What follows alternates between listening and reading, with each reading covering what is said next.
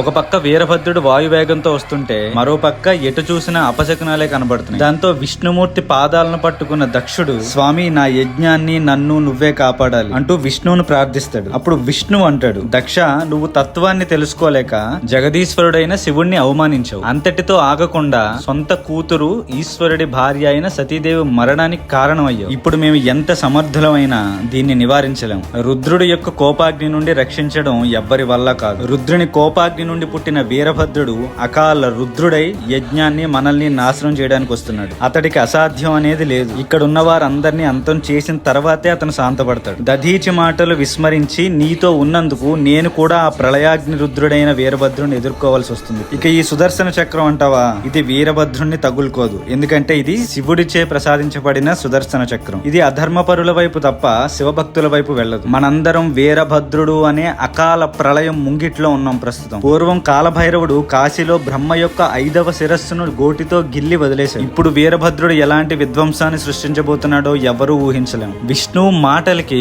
దక్షుడు కింద కూర్చుని పోతాడు. అలాగే నోట మాట రాదు ఒక్క నిమిషం పాటు. అయినా దక్షుడి అహం తగ్గక ఇంద్రుడితో కలిసి దేవతల సమూహంతో యుద్ధానికి సిద్ధం అవుతాడు. ఈ లోపు శివగణాలు బిగ్గరగా సింహనాదం చేసుకుంటూ దక్షయజ్ఞశాలలోకి దూసుకొస్తుంటారు. కామెంట్ బాక్స్ మాత్రం వీరభద్ర నామంతో నిండిపోవాలి. అండ్ ఖచ్చితంగా నా అకౌంట్ ని ఫాలో అవ్వండి. కలిసి శివపురాణాన్ని నేర్చుకుందాం.